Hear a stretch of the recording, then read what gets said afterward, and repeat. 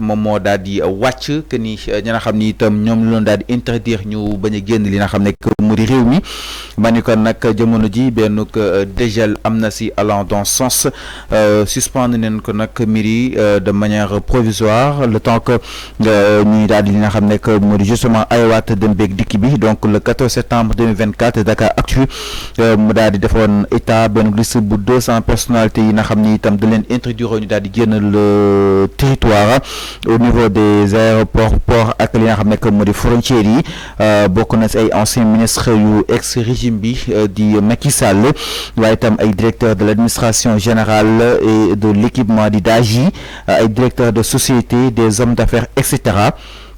D'après information yi nag si boobu de mesure mujj nañ ko daal di lever de manière provisoire après que des procédures judiciaires ont été lancées par certaines personnalités précipitées auprès de la Cour de justice bu CEDEAO déclarant avoir été bloquées par l'État du Sénégal de façon illégale maanaam ñooñu bloqué nag doo dem kalaami ji état foofu si daanuk CEDEAO que ni da leen daal di bloqué de manière illégale te itam ni leen bloqué si réew mi jaaduwul yoon à cet effet les nouvelles autorités nag ne voulant pas que leurs interdictions de sortie du territoire puissent faire l'objet d'une procédure ou une décision judiciaire auprès de la juridiction sous-régionale qui pourrait les désavantager comme il en était question jadis sous le régime de Macky Sall et notamment le temps de Karim Wade aurait fait marche arrière en annonçant une nouvelle démarche axée sur la légalité maanaam état bu Sénégal nag mooy éviter benn ko poursuite judiciaire daal di koy enclenché par la CEDEAO jëmale si ñoom par rapport ak ces interdictions de sortie comme ni ko Macky Sall daal di renoncé woon si kam jamono yi ki nga xam ne moo di Karim Wade moo waral nag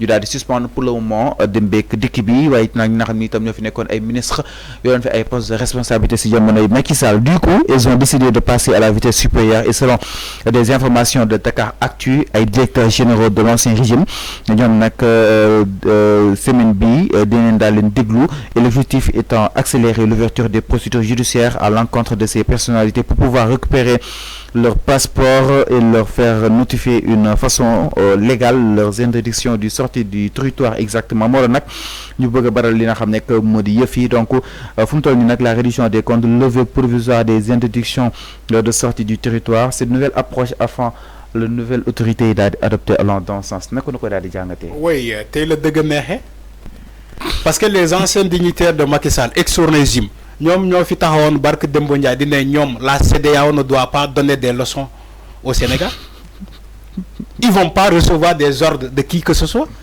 ñoom ñoo ko doon wax fii tey ñoom dem nañu clamer ji CEDEAO bu ñu gëmuloon démb tey gëm nañu ko parce que nekkuñu au pouvoir tu vois gis nga ko ñi fi doon taxaw fii di naan ñun CEDEAO dañuy dox ay ordres on va pas exécuter les ordres de la CEDEAO ñoom ñoo dem tey clamer ji parce que dañ leen interdit de sortir du territoire nangu seen passeport yi ñu dem di ko clamer ji ci la CEDEAO bi nga gëmuloon démb tey gëm nga ko parce que sa intérêt la ñu menacé c'est ça la réalité. mais alors directement. mais loolu moo am mais alors directement si les faits avant. il y a pas de fait. avant bay di fàttali. il y a pas de fait. bay di fàttali lu jotoon passé. avant dañ koy fàttali ba mu sap. non lu pour Sénégalais comprendre. lu factuel munoo taxaw di ŋàññi CEDEAO démb di naan baaxul Sénégal du recevoir ay ordre ci CEDEAO Macky Sall wax ko publiquement ay directeur am wax ko ay ministre am wax ko tey ces ministres là ak Macky Sall ñoom ñoo dem clamer ji ci CEDEAO boobu c'est paradoxal.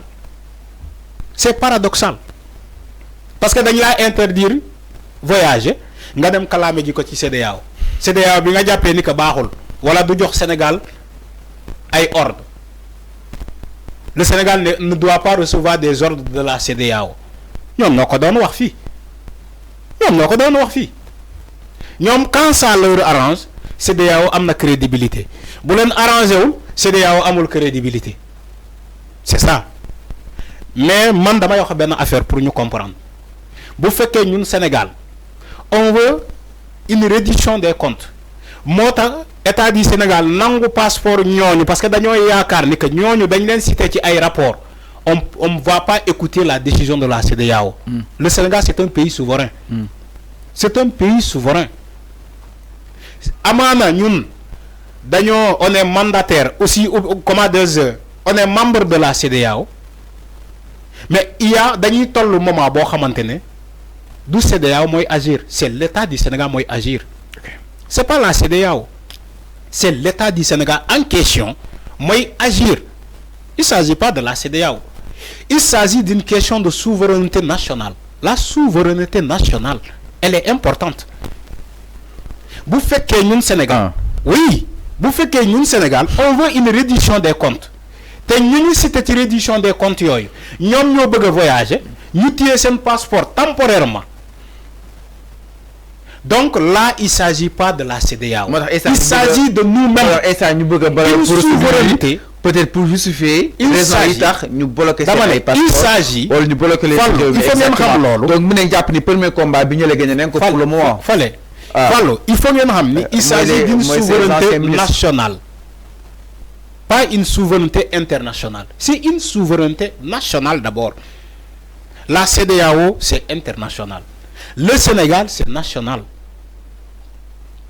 S'il y a des décisions à exécuter ou bien à appliquer, il faut les appliquer d'abord au Sénégal avant de s'ouvrir à la CEDEAO. Man li la wax li may wax ni il faut nga déglu bu baax li may wax. S'il y a une question de souveraineté nationale, c'est pas la CEDEAO, c'est le Sénégal d'abord. Il faut écouter les nouvelles autorités, il faut écouter la justice sénégalaise. Point. Il ne s'agit pas de la CEDEAO. La CEDEAO vient en deuxième position. Gis naa leen sax ñoom lu ñu doon bañ auparavant ñu ngi koy def ba léegi ñu ngi koy def jamono bii ni gis naa même le cas de Bougane ils l'ont internationalisé. Ouais, Bougane aujourd'hui il est assisté par une pool d'avocats d'une vingtaine voilà d'une dizaine. Mais avant on est allé même chercher des avocats en France. Mais avant procédure yoo xam ne commencé bu ñu ko ñu ne 200 personnes amuñu droit génn réew mi. Le fait que tamit ñu lever benn partie bi que ni peut-être dañuy lever yëf yi de manière provisoire est-ce que avant loolu justifié à juste titre que ni ñoom si amuñu woon droit bloquer leen si réew mi sans pourtant que ni démarré guñu exactement li nga xam ne que mu di ces poursuites judiciaires mais avant tamit il faut des fois ngay reconnaître que ni des fois ñii dañuy juum. te itam il faut nga corriger leen. parce que lii ñu dem si toutefois. xamoo ci wàllu cette information de Dakaractu c'est avéré. Donc ñoom dañoo deltu ginnaaw. xam nga ci wàllum yoon parce que pour éviter cette pression de la CEDEAO. xam nga ci wàllum yoon faut nga comprendre aussi ni que il y a ce qu'on appelle des suspects. Suspect on ne dit pas le suspect il est forcément coupable. ci wàllum yoon dafa am ci wàllum enquête il y a ce qu'on appelle des suspects mais suspect ne fait pas de toi un coupable. Maintenant bu ñu nee diw ak diw c'est des suspects waruñu quitter le Sénégal temporairement parce qu'ils sont suspectés, mais c'est le droit le plus absolu d'un État. Aux États-Unis les suspects ne quittent pas les États-Unis tant que pareeguñu ci ñoom. En France les suspects ne quittent pas la France tant que yoon parewul ci ñoom. Maintenant pourquoi au Sénégal vous voulez que des personnes qu'on a suspectées de détournement de deniers publics wala de banditisme foncier ak leneen vous voulez que ñoom ñu bàyyi leen pour mais avant est-ce que en quelque sorte séddee wuñu exactement. non yow yaa ko pression bi abattre yow yaa ko mais enfin mais la question. non mais yow yaa ko waaw est-ce que séddee wuñu. man gisuma fii ni que état dafa séddee ci pression il y a même pas de pression. il y a même pas de pression. yaa ngi fàttaliku. mais en fait yaa ngi fàttaliku. levé provisoire bi li mu comprendre. dama ne yaa ngi fàttaliku bu ñuy bàyyee Madiambal Diagne mu tukki yaa ngi fàttaliku loolu. tu crois que loolu pression la. État dafa ne interdiction temporaire de sortie du territoire national point temporaire ils ont utilisé même le mot interdiction temporaire. Waaw luy temporaire il faut s'attendre à que ce temporaire là soit enlevé un jour pour ñu ne ñi mën ngeen dem. Il faut être patient. Il faut être patient. C'est ce que je dis avec le cas de Bougane. On a dit à Bakel, interdiction temporaire d'entrer à Bakel. Maintenant, il faut attendre à ce qu'on lève les barrières pour Ngadem. Mais comme Bougane n'est pas patient, il veut se faire un nom, il veut faire de la politique. Moi, t'as le dal ni dal ko. Mais pareil, on a dem kasso di réclamer ñu béral la sa chambre yow bop. Il fallait s'attendre à ces choses pareilles. Il fallait s'attendre à ces choses pareilles. Yow nga dem ba kasso nga ne non man wa Sen TV bindi len def len ko ci sen à la une. Wa tribune bindi len man Bougane je me trouve dans une chambre de 48 détenus. Donc man lolu mënuma ko muñ wa Sen TV bindi len def leen ko ci sen débat yi yow bi ngay dem kaso moo tax ma ne la yow xamoo kaso. mais nga doon jël sa saak fii di naan say doom pare naa pour dem kaso lii mooy kaso lii yow déjà nga dem même pas 2 jours nga commencé casse sa gars yi di naan non lu ñuy def Bougane jaadul. mais ça se trouve dans une chambre de 48 personnes. mais ça se va carrément que ni. il faut point bi nekk aussi à l'aise Arfan. point bi nii nekk aussi à l'aise. Non, le fait que nous lever provisoirement justement ces interdictions de sortie du territoire. C'est pas non, non, c'est pas à l'aise. Tu te tardes dans un débat inutile. Non, la réduction des comptes. Tu tardes dans un débat inutile.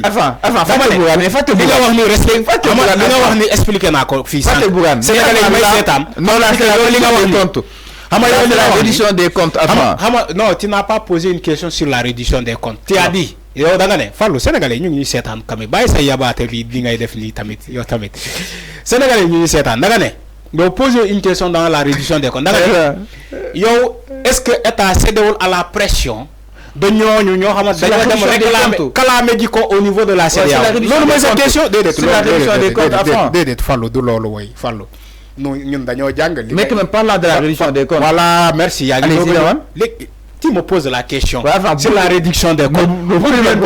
Non, Fallo, ce que tu as posé, c'est mal posé.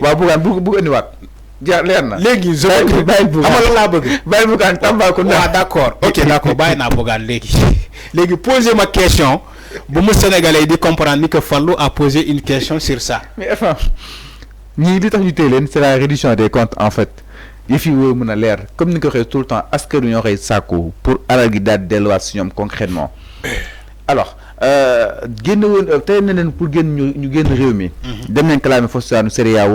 une liste de 200 personnes étant d'autres est-ce que l'univers déjà doit impacter sur la réduction justement des comptes afin aussi transparence mais tamit état son autorité bien ramener tam sur nos am si walu bu ni mel parce que su nekkee ñoom doo ñu la dem kalaame ñu jël yëf yi peut-être may la ñu génn donc est-ce que l'autorité de l'État en ce qui concerne la réduction des comptes doit am tuuti impact. Amoo Fallou nee naa la il y a aucune pression l'État ne cède pas à la pression nii li ngay gis ni li ngay waxee nii que cette pression là loolu du pression dañ laa interdire de sortir du territoire national c'est tout à fait normal. Mais un suspect, dañ leen suspecté mais il n'est pas dit qu'ils sont coupables. Mais est-ce que le jar nañu leen nité kon jar nako ñu oui, tu peux pas gérer ce pays là pendant 12 ans. Bon paraît tu fais comme si de rien n'était. Et que si non Fallo mais si tu as tes partenaires mais tes partenaires Fallo on doit aussi respecter les Sénégalais. Tu gères pas ce pays pendant 12 ans. Après ton mandat, tu fais comme si de rien n'était. Même si defo dara xewul. Nga ne yow dañ la wara bay nga voyager, même si dañu ne togal xaral. Le moment venu dañ lay bay nga voyager, mais dafa am ci luñu nek di xol jamono bi ni. May ñu ko tuuti ñu bay la. Yow nga ne non waruñu la téy parce que tu es qui? Ñom ñi di wax ni dañ doon japp fi ay sénégalais di leen tëj kaso. Ils ont même dressé une liste de la diaspora bàyyi ko policiers yi nekk ci aéroport ay BD ne leen ku wàcce ku ñëw Sénégal ngeen vérifier bu fekkee tuuram mu ngi ci liste bi ngeen yóbbu ko directement kaso.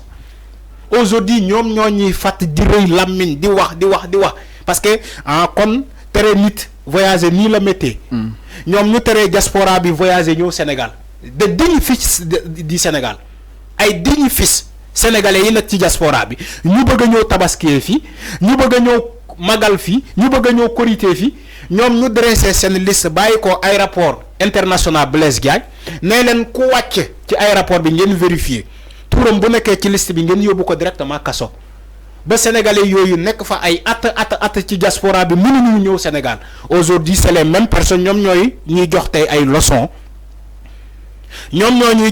leçons dina non ñom Diomaye ñom Sonko waruñu leen mëna téye ci aéroport bi dañ leen wara bayyi ñu voyager ñom ñoo dem tay clamer ji au niveau de la CEDEAO yeen ngeen doon xagn ay nit voyager Ousmane Sonko téye nañu passeport am fi contrôle judiciaire am jeex ñun lank ne ko duñ la ko jox même si sa contrôle judiciaire dafa jeex.